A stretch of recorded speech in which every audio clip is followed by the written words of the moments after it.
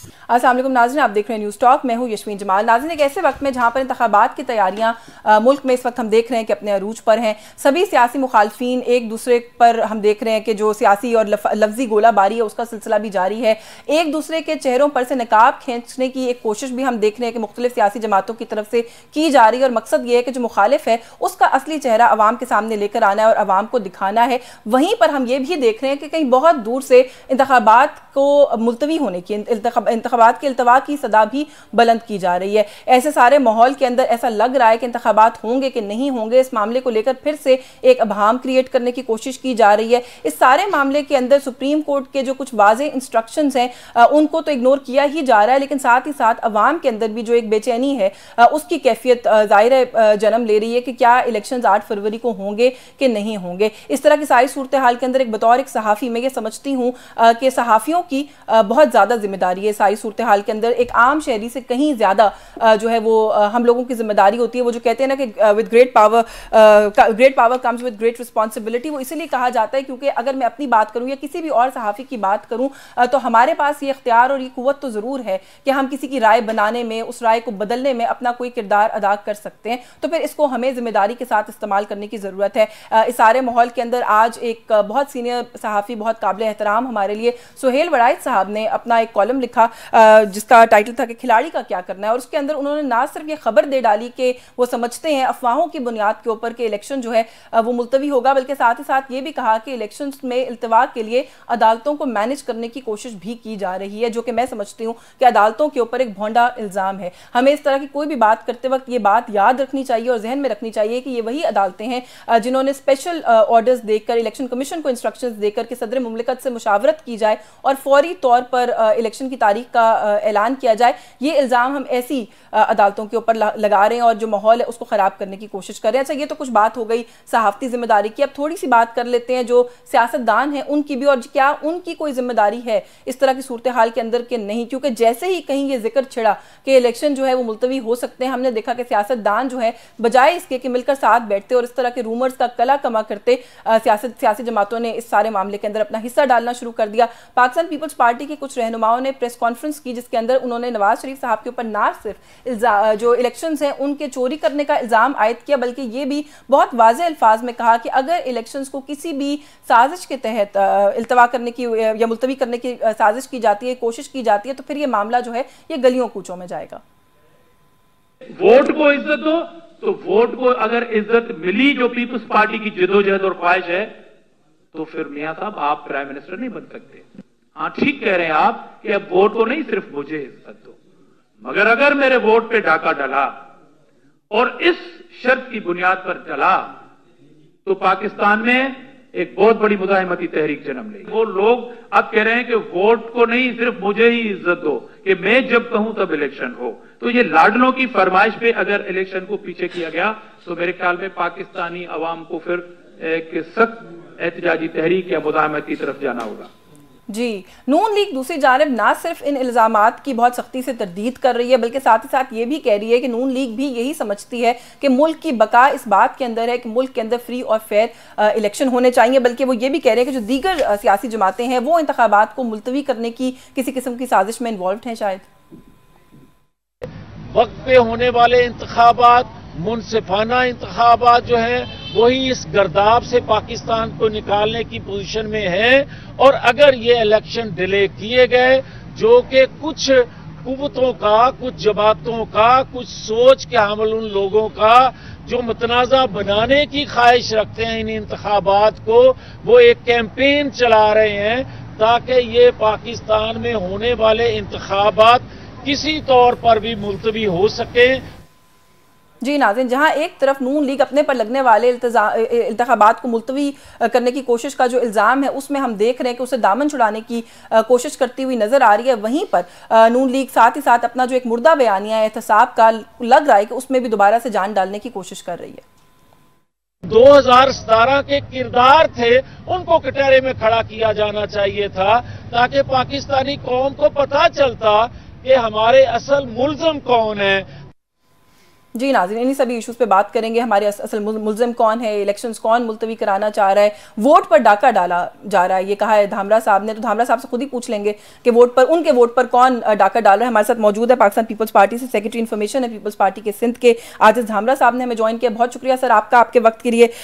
IPP Sindh के सदर हैं महमूद मौलवी साहब मौजूद है। सर बहुत शुक्रगुजार हूँ आपकी भी, आपके वक्त के लिए। पाकिस्तान मुस्लिम लीग नवाज से सीनियर सियासतदान निहाल हाशमी साहब ने हमें ज्वाइन किया। Thank you so much for your time also. Sir मैं धामरा साहब, अगर आप इस गुफ्तगू का आगाज कर लूँ, आप तो बड़े नाराज थे सर प्रेस कॉन्फ्रेंस में। आपने कहा जी कि वोट पर डाका डालने की अगर कोशिश की गई तो अच्छा नहीं होगा। सर आपके वोट पर कौन डाका डाल रहा है, थोड़ा सा ये, क्योंकि और ये जहन में रखिएगा कि जो इब्तदाइया मैंने दिया, मैं इसी पर्सपेक्टिव में ये सवाल कर रही हूँ कि जब आप लोग ये कहते हैं तो लोगों के अंदर एक इस तरह की कैफियत पैदा होती है इससे। बिस्मिल्लाहिर्रहमानिर्रहीम।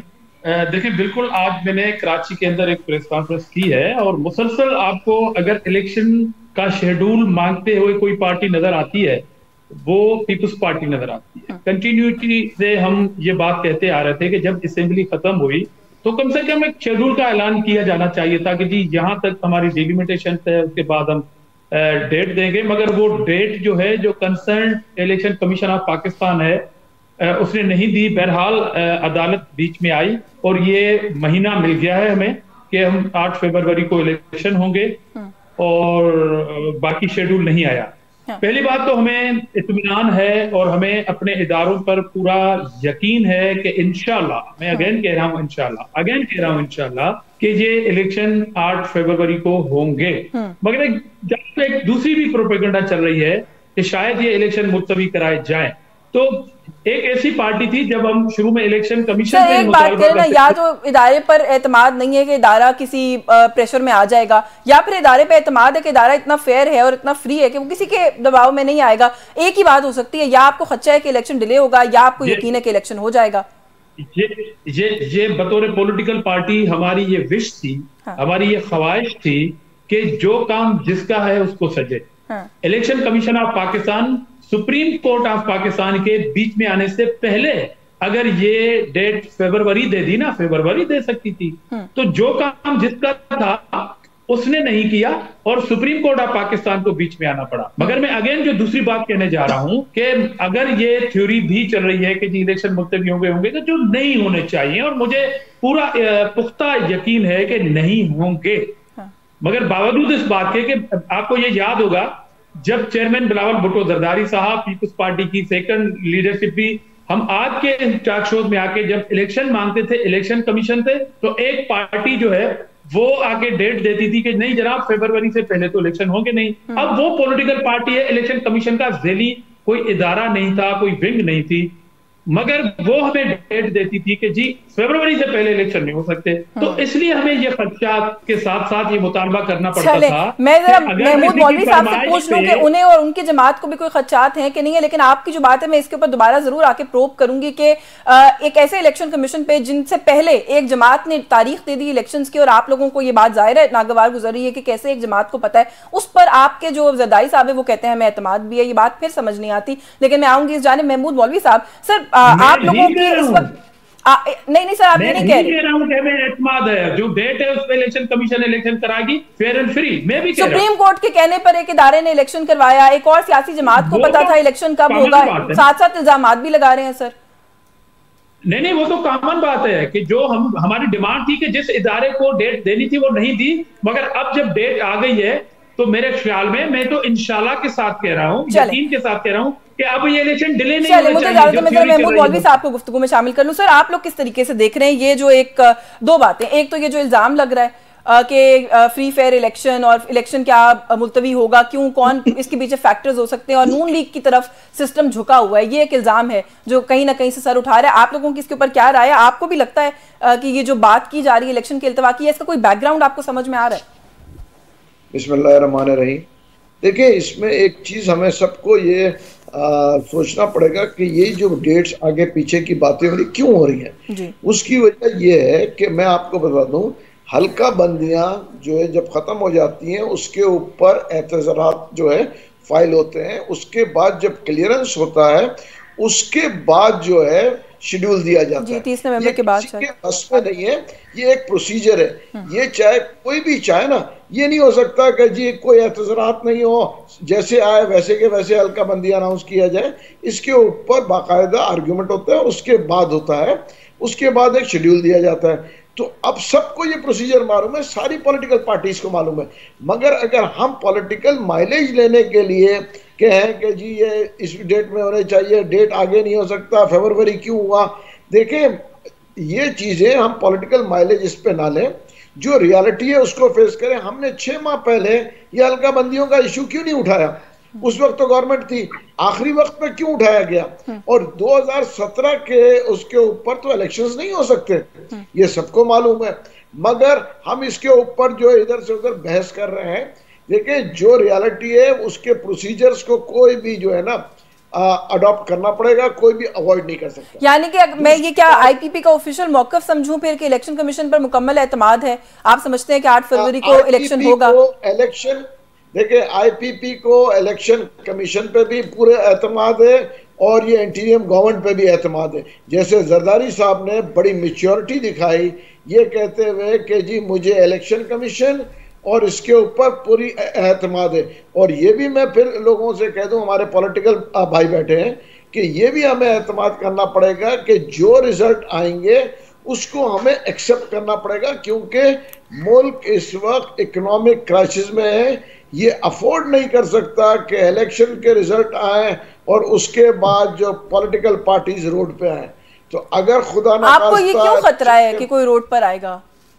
देखिए, जिस हिसाब से लोग बातें कर रहे हैं कि जी हमें एक्सेप्टेबल आज नहीं है, हमें एक्सेप्टेबल कल नहीं है, अगर इसको एक्सेप्ट ना करें, और देखिए पास्ट में भी तो ये हुआ है ना, पास्ट में जब देखें हर दफा जब भी इलेक्शंस होते हैं उसके रिजल्ट जो है मुतनाज़ा बना देते हैं। वो जो हारने वाली पार्टी होती है कहती है एक्सेप्टेबल नहीं है। तो चले, मैंने ये सवाल इसलिए पूछा आपसे कि क्यों आपको लगता है, क्योंकि बिलावल साहब ज्यादा ये बात करें और जरदारी साहब ने कह दिया है कि वो अभी ट्रेनिंग हासिल करें, वो भी उतने मैच्योर नहीं है, तो शायद हमें उस पर ज्यादा परेशान होने की जरूरत नहीं है। मैं पूछूंगी धामरा साहब से ये बात भी, लेकिन हाल हाशमी साहब को गुफ्तगू में शामिल कर लूँ। हाशमी साहब, पीपल्स पार्टी के रहनुमाओं ने प्रेस कॉन्फ्रेंस की, धामरा साहब तो प्रोग्राम में भी मौजूद हैं, उन्होंने ना सिर्फ ये इल्जाम आयद किया है कि नून लीग इलेक्शन चोरी करने की कोशिश कर रही है, बल्कि साथ साथ ये भी कहा है कि अगर इल्तवा करने की कोई साजिश होती है, इलेक्शन को मुलतवी करने की कोई साजिश होती है, तो भी ये बात गलियों कूचों तक जाएगी, ऐसे रुकेगी नहीं।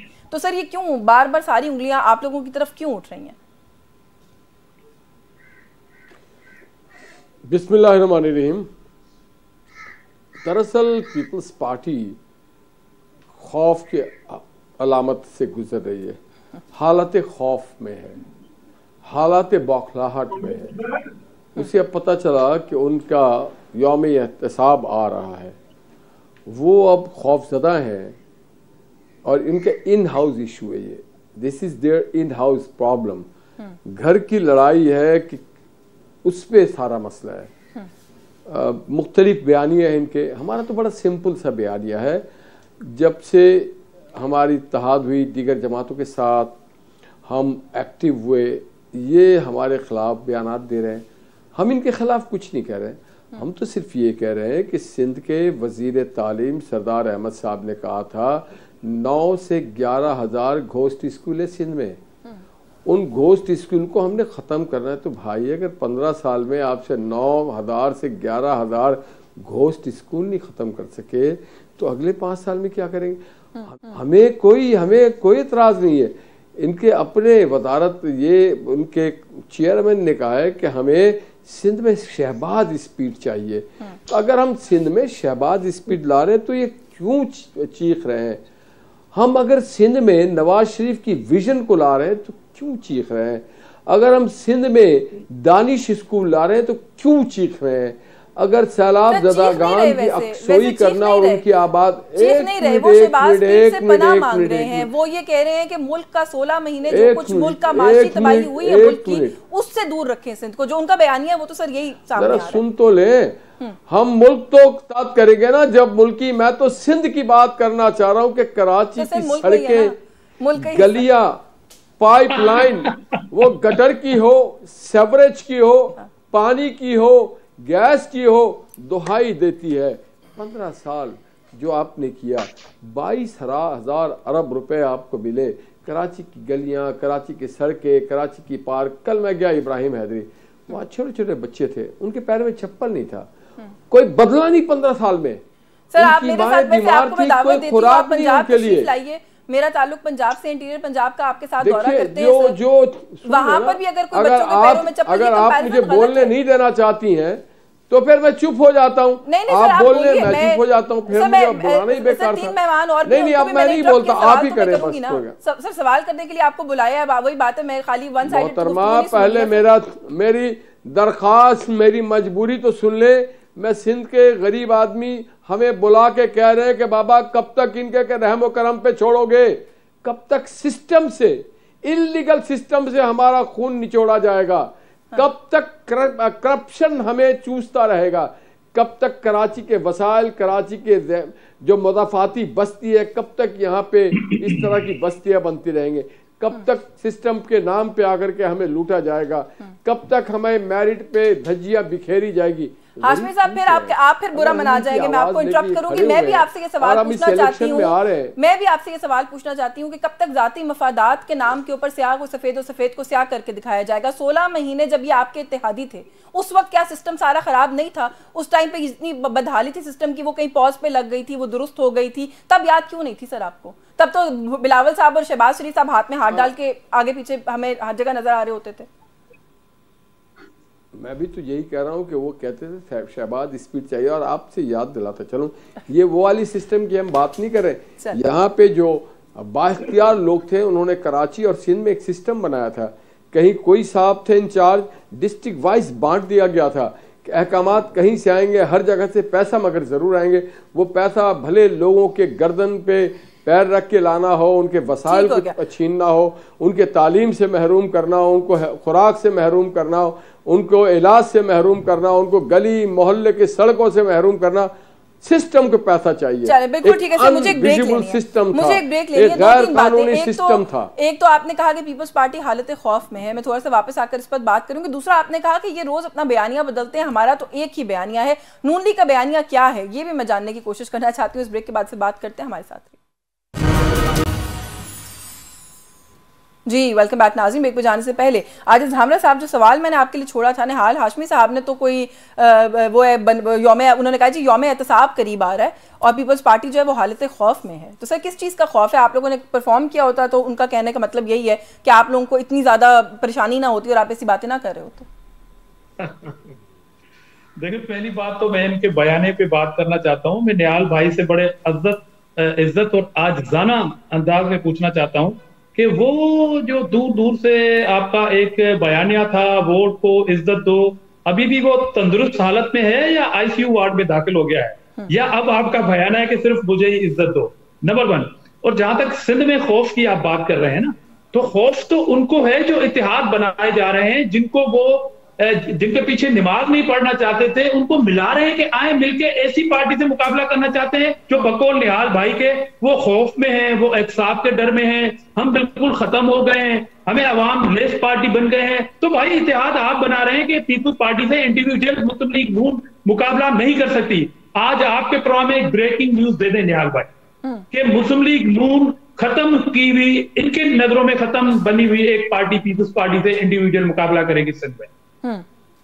इंडिविजुअल मुकाबला करेगी तो सर मुकाबला वो तो कह तो रहे हैं कि हम कैंडिडेट खड़ा करेंगे। उनके लिए बनाए जाते हैं इत्तेहाद, उनके खिलाफ बनाए जाते हैं जिनके ग्रास रूट पे एक ताकतवर मतलब एक दूर होती है, पार्टी होती है, उनके खिलाफ पॉलिटिकल इत्तेहाद बनते हैं। मुझे एतराज नहीं है, मगर ये दलील है आपकी बातों की कि आप जो है वो भागे भागे इत्तेहाद बना रहे हैं कि जी भाईजान आओ जी पीपल्स पार्टी से मुकाबला करना है, अकेले नहीं कर सकते। वैसे धामरा साहब आपको एक बात कहूं, मुझे पाकिस्तान पीपल्स पार्टी के एक सीनियर सियासतदान से इस बयान की तवक्को नहीं थी जो अभी आपने दी है। सर सियासी इत्तेहाद, सियासत में एक दूसरे के साथ मिलकर बैठना, इंतखाबी इत्तेहाद में कोई मायूब बात तो नहीं है।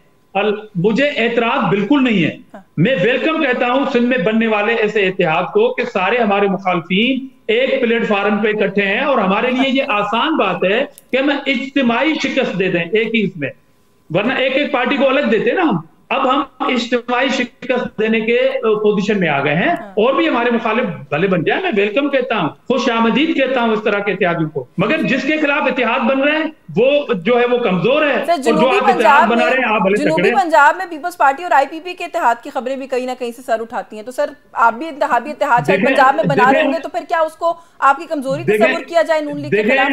मैं आपको गारंटी के साथ ये बात कहना चाहता हूं, गारंटी के साथ, पंजाब की अगर आपने बात छेड़ ही दी है, अगर कोई अपने होम ग्राउंड में कोई पार्टी अगर कोई दावा करती है, अपने होम ग्राउंड में अगर कोई पार्टी परेशान है अपने मैंडेट के हवाले से, तो मुस्लिम लीग नून है। पंजाब में सबसे ज्यादा पीपल्स पार्टी से ज्यादा भी कोई परेशान है तो मुस्लिम लीग नून है।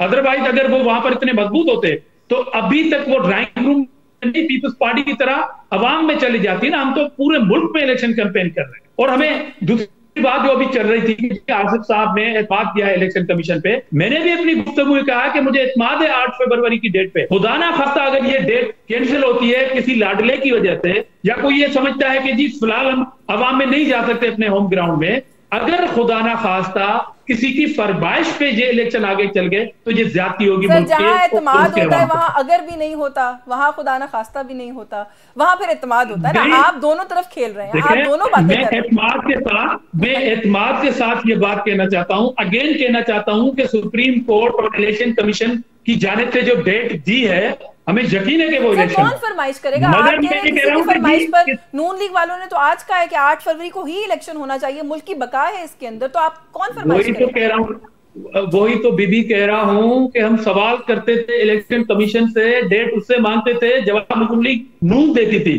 तो बिल्ली थैले से बाहर आ जाती थी। इसलिए खदशात का इज़हार कर रहे हैं।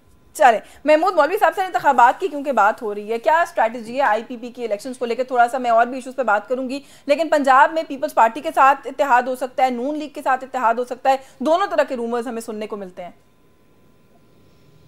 देखिए, इत्तेहाद तो देखें किसी भी पार्टी से हो सकता है और एक नॉर्मल हेल्दी चीज़ है, कोई इसमें कोई अजूबी बात नहीं है। इत्तेहाद होते हैं, इत्तेहाद बन सकता है।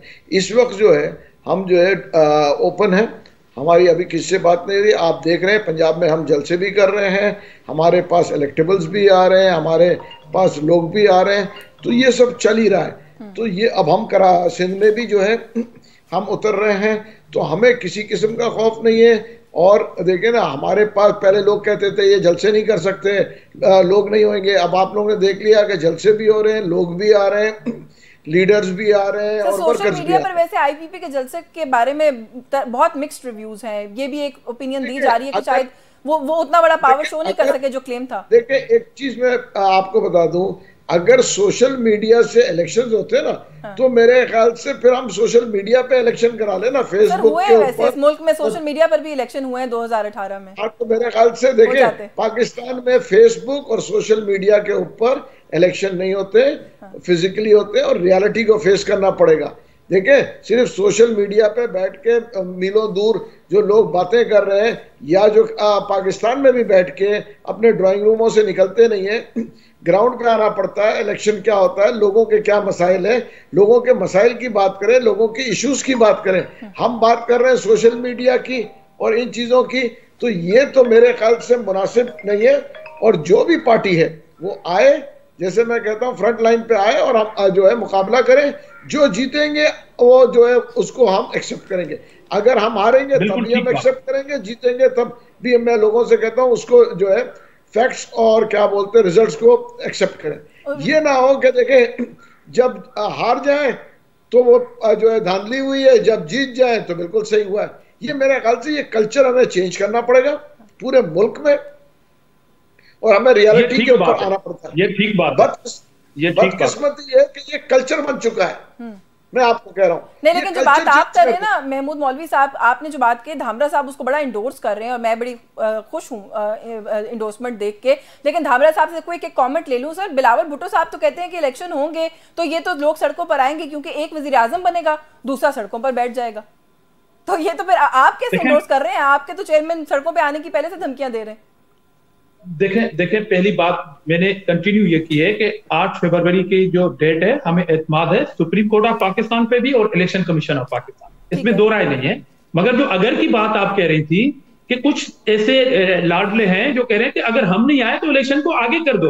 वो मैं बात कर रहा हूं उन लोगों की, मैं इलेक्शन कमीशन की नहीं कर रहा हूं। अल्लाह करे कि ये इलेक्शन अपने डेट पे हो। और जहां तक मौलवी साहब की बात की कि हमें ऐसा माहौल पैदा करना चाहिए, ऐसे फेयर एंड फ्री इलेक्शन होने चाहिए, ये इदारों की रिस्पॉन्सिबिलिटी है कि कोई भी उसके रिजल्ट पर कोई उंगली ना उठाए और हम सब मिलकर इस मुल्क की खिदमत करें। जो जिसका मैंडेट है उसको कबूल करें। किसके पास एक सीट भी आ गई तो मैं उस एक सीट वाली पार्टी को भी गले से लगाना है, उस मैंडेट को तस्लीम करना चाहिए, चाहे वो पीपल्स पार्टी ही क्यों ना हो जिसके पास एक सीट हो। आप उस वक्त भी एक्सेप्ट करेंगे? वो अवामी अदालत में फैसला होगा ना, वो अवामी अदालत में, मगर ऐसा माहौल जिसको सब कबूल करें, ऐसा माहौल जिसको सब कबूल करें, ऐसा माहौल जिसको कबूल करें। हम तो कह रहे हैं कि मुस्तकबिल का वजीर आजम पीपुल्स पार्टी का है। जरदारी साहब ने भी ये कहा कि जरूरी नहीं है कि इलेक्शन के बाद लीडिंग पोजीशन नवाज शरीफ साहब के पास हो। तो अच्छा, और यही बात जब नून लीग वाले करते हैं तब आप इल्जाम लगाते हैं कि वो लाडले हैं, उनको किसी ने बता दिया। मैं आपकी जाने बात हूँ सर, जरा निहाल हाशमी साहब को गुफ्तगू में शामिल कर लूँ। आपने अपनी गुफ्तगू में एक बात कही थी जो मुद्दा मैंने इब्तदाइये में भी अपने प्रोग्राम के उठाया था। निहाल हाशमी साहब, बयानिया आपने कहा कि PMLN का तो एक ही बयानिया है। सर थोड़ा सा बता दीजिए क्या बयानिया है? वोट को इज्जत दो का बयानिया, एहतसाब का बयानिया, उन लोगों के एहतसाब का बयानिया जो 2018 में सब कुछ सिस्टम खराब करने में मुलव्विस थे आप लोगों के बकौल। ये दोनों बयानिया ऐसा लगता है कि आप दम तोड़ चुके हैं। उन्होंने धामरा साहब ने सवाल किया कि ICU में है या बाकी हैं, अभी ठीक हैं? अल्हम्दुलिल्लाह जब से मोहम्मद नवाज शरीफ साहब वापस आए तो ICU छोड़ दें, वार्ड, हम तो हॉस्पिटल से निकल गए, हम तो सेहतियाब हो गए क्योंकि वक्त आ गया है वोट को इज्जत देने का। तो हम वोट को इज्जत दिलाने के लिए अब गली कूचों में, चौक चौराहों पे, बाजारों में निकल चुके हैं, कारखानों में जा चुके हैं, खेतों में जा रहे हैं, लोगों की बस्तियों में जा रहे हैं, उनको मियाँ साहब को पैगाम पहुंचा रहे कि वोट को इज्जत दो। और इंशाअल्लाह ताला ये पैगाम और ये नारा हमेशा कायम और दायम रहेगा और ये हमारा नस्बुलैन बनेगा। और जब वोट को इज्जत मिल जाएगी तो फिर आवाम को वो रोज़गार के मौक़े भी मिलेंगे, वो तरक्की के मौक़े भी मिलेंगे, जमहूरी निज़ाम भी इस्तेहकाम पाएगा, मजबूत होगा, मौसर होगा। तो यस, धामरा साहब को सुना दीजिए पैगाम कि हाँ हम वोट को इज्जत देंगे और हम निकल चुके हैं सड़कों पे, गलियों में, वोटरों के पास जा चुके हैं। तो ये बेफिक्र रहें, ये डरे नहीं, घबराए नहीं, मुकाबला करें। देखिए हम तो अपने दोस्तों को ये बताते हैं कि हम अपना सौदा लेके जा रहे हैं, हम तो इनके बारे में कुछ कहना भी नहीं चाहते। सर वो कह रहे हैं बिलावल प्राइम मिनिस्टर होंगे पाकिस्तान के, आप कह रहे हैं घबराएं मत, तो घबरा थोड़ी रहे हैं। मैं कह रहा हूँ आप अकेला मुकाबला कर सकते हैं, हमारा अकेले मुकाबला कर सकते हैं या इत्तेहाद की सूरत में, ये वादा कर। जी अल्हम्दुलिल्लाह 12 हमने आपका मुकाबला किया, आप हमारे आजमाए हुए 1997 में भी किया, 99 अकेले या इत्तेहाद की सूरत हम आप पे किया। आप देखिए ना, हमारे पास मुकाबला करने के वो सारी चीजें, वो कुव्वत इरादी है, वो काम है जो हम कर चुके हैं। हाँ। वो हमारे पास रवादारी है और आपको हम समझते हैं कि अच्छा है, वेलकम करेंगे अगर आप आके मुकाबला करना चाहें। ब्रेक लेके आप ही से दोबारा गुफ्तगू का आगाज करूंगी, सवाल का जवाब लूंगी वैसे आपसे जो धामरा साहब सवाल उठा रहे हैं, क्या आप अकेले मुकाबला कर सकते हैं या इत्तेहाद की जरूरत है? इस ब्रेक के बाद व्यूअर्स हमारे साथ रहिए। जी वेलकम बैक नाज़रीन। सर ब्रेक पे जाने से पहले निहाल हाशमी साहब, धामरा साहब का जो सवाल आपके लिए छोड़ा था उसका तो जवाब दें ही दें कि सिंध में आप लोग क्या अकेले मुकाबला कर सकते हैं कि नहीं, या इत्तेहादी की जरूरत है? थोड़ा सा ओवरऑल भी जो सिचुएशन है उसके ऊपर क्यों ये बात बार बार कही जा रही है कि सर नून लीग की अब वो स्ट्रेंथ नहीं रही है। नदीम अफजल चंद साहब ने कहा है कि पंजाब के अंदर शायद लाहौर की एक आधी सीट इनको मिल जाए, बाकी जगह पे हालात बहुत खराब है। इसका जवाब एक मुख्तसर सा, 100 सोनार का एक लोहार का। ये 8 तारीख को पता चल जाएगा कि एक लोहार का कितना हैवी और कितना भारी होगा। भाई एक किसका मुकाबला कर सकते हैं? अच्छा लोहार का, हम अकेले भी इनका डट करके मुकाबला करेंगे, मगर बात यह है कि पाकिस्तान 24 करोड़ लोगों का है, हम इनकी तरह नहीं है, हम सबको लेके चलना चाहते हैं। हयात लेके चलो, कायनात लेके चलो तो सारे ज़माने को साथ लेके चलो। गलती, कमजोरियाँ, कोताहियों के बावजूद है तो अपना ना, इसी पाकिस्तान का शहरी है, खा वो किसी भी पार्टी में हो। 2008 के बाद भी हम कहेंगे कि आप अपना हिस्सा डालें पाकिस्तान को बेहतर करने के लिए। मगर एक बात बता दूं, हाशमी साहब अलोंग, अच्छा चलिए मुकम्मल कर लें आप। जी मुकम्मल कर लें। जी एक बात बता दूं, हमने बड़ा कुछ सीखा है। सिर्फ लड़ना झगड़ना, एक दूसरे को नीचा दिखाना, एक दूसरे के प्रोजेक्ट को उड़ा देना, हम किसके लिए लड़ रहे हैं। और हम कहते हैं, वो होता है ना कि जब किसी दो आदमी की लड़ाई होती है तो दोनों तरफ से दो ही गालियां निकलती हैं, एक माँ बहन की होती है, तो भाई माँ उसकी भी, बहन उसकी भी है, भाई माँ बहन को क्यों लाते हो बीच में।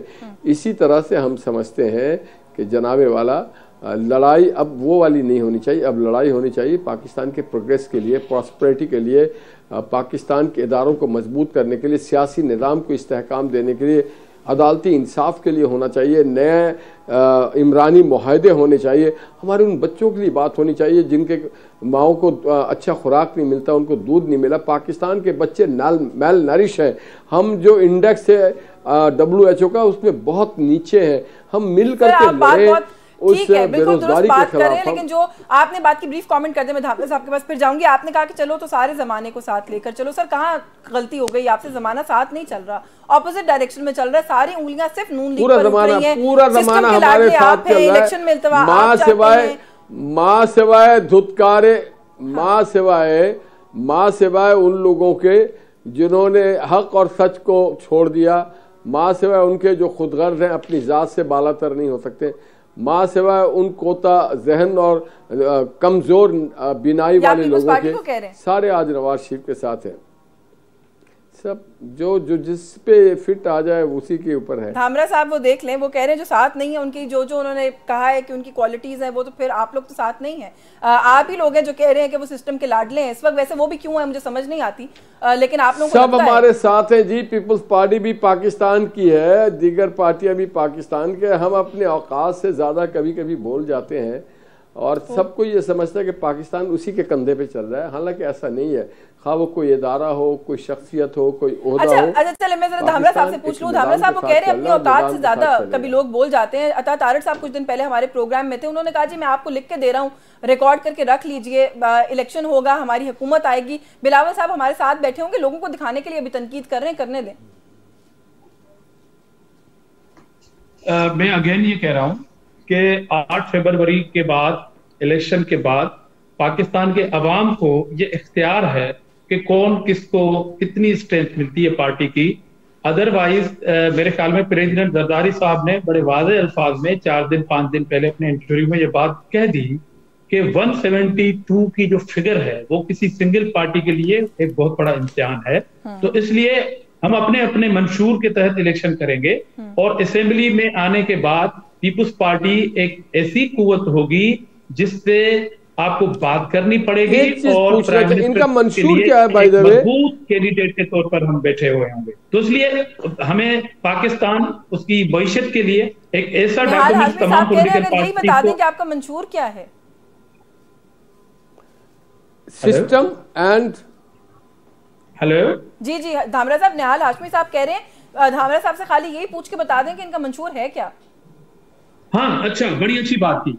वो ये है कि जो एनएफसी अवार्ड के बाद 18th अमेंडमेंट के बाद जो पाकिस्तान के 4 सूबों को पैसे मिले, बकाया 3 सूबों में 0/0 और सिंध में 7 पुलें इंडस के ऊपर बनी हुई हैं, सिंध में कैडेट कॉलेज बने हैं, सिंध में हॉस्पिटल पे खर्चा हुआ है। एक मुफ्त का हॉस्पिटल जो 18th अमेंडमेंट के बाद जो एनएफसी के पैसे सूबों को मिले हैं ना, बाकी कोई सूबा हमसा हो तो सामने आए कहे कि हम अपने सूबे के अवाम का मुफ्त इलाज करते हैं, सिर्फ सूबे का, जबकि सिंध ओवरसीज पाकिस्तानियों का भी मुफ्त में कर रही है, पूरे पाकिस्तान का और सूबे सिंध का कर रही है। रोड इंफ्रास्ट्रक्चर में मुनाजरा करें, मैं मुनाजरे का चैलेंज देता हूं। उसके बाद ट्रांसपोर्ट का हमने इनिशिएटिव लिए हैं, उसके बाद शहरों का इंफ्रास्ट्रक्चर ठीक किया है, यूनिवर्सिटीज हमने बनाई हैं, उसके बाद हेल्थ के अंदर जो हमने खर्चे किए हैं, ये सिर्फ 30% मुकाबला करके दिखाएं उस एनएफसी के पैसे पे जो तमाम पाकिस्तान के सूबों को मिलते हैं। तो मेरे ख्याल में इस पे एक मुनाजरा रखें, मैं हाजिर हो जाऊंगा, निहाल भाई भी आ जाए, अगर वो मुझसे जीत गए मैं सियासत छोड़ दूंगा। मैं उस सिस्टम की बात कर, वो देख ले, आपने छोटा सा सवाल किया सर, वो मुनाजरे का चैलेंज दे रहे हैं, वो कहते हैं वो सियासत छोड़ देंगे। बिलावल साहब ने कहा कि मैं खाली एक थर में अपनी कारकर्दगी के ऊपर अगला पूरा इलेक्शन जीत सकता हूं, मेरी कारकर्दगी पे सवाल ना करें। एग्जैक्टली थरपार की बिजली आज भी नेशनल ग्रिड में जा रही है। पाकिस्तान का कोई सूबा बताएं कि जो बिजली पैदा करके नेशनल ग्रिड में भेज रहा हो। कौम की खिदमत करता है, सियासी काम करता है। अच्छा, आप मनाजरे के, वो कह रहे थे सियासी कारकुन मनाजरे नहीं करता, सियासी कारकुन जो है वो कौम की खिदमत करता। तो क्या ये मुनाजरे वाला शोभा किसी और शोभा जिंदगी का है, मुनाजरे वाला शोभा किसी और शोभा जिंदगी का। हमारे जो काम नजर आते हैं पाकिस्तान में हर तरफ हमारे काम दिख रहे हैं। आप जिस सड़क से जाएंगे वो सड़क नवाज शरीफ का है, 100 सोनार का 1 लोहार का। जिस सड़क से जिस पोर्ट एयरपोर्ट से चढ़ेंगे आपको पता चलेगा। लैपटॉप देखेंगे, आप सीपैक देखेंगे, NFC अवार्ड देखेंगे, वाटर अकाउंट देखेंगे, आपको हर तरफ जिस तरफ तेरे काम लेके जा रहे हैं धामरा साहब, जाहिर है वो किसी और कॉन्टेक्स्ट में हाशमी साहब ये बात करें, आप कहीं और जो हकीकत है वो मान रहा हूं। मेरे भाई है निहाल भाई, बड़ी अच्छी बात कर रहे हैं। जो हकीकत वाली बात है वो मानेंगे, मैं ना मानूं वाली बात हम तो नहीं करते। चले, मुझे आखिर में निहाल हाशमी साहब से एक बात जरूर पूछनी है, मुझे इजाजत दीजिए। सर, ये जो एहतसाब का बयानिया है, मियां साहब बरतानिया में थे तो वो एहतसाब की ना सिर्फ बात करते थे बल्कि बहुत सख्ती से बात करते थे। वो इदारे से मंसूब 2 लोगों का, जनरल बाजवा का, जनरल फैज का नाम लेते थे और कहते थे 2018 के इन किरदारों का एहतसाब जरूरी है इस मुल्क को आगे लेके चलने के लिए। वापस आकर उन्होंने कहा जी कि मुल्क की बेहतरी की बात करें, छोड़ें इस एहतसाब को, इस इंतकाम को। जावेद लतीफ साहब जो है वो तकरीबन हर रोज जो है ना वो सुबह एक प्रेस कॉन्फ्रेंस करते हैं जिसमें वो इन 2 लोगों का, बल्कि एक का आप तो नाम लेते हैं और एहतसाब की बात करते हैं और कहते हैं एहतसाब के बगैर तो ये मुल्क आगे नहीं चल सकता।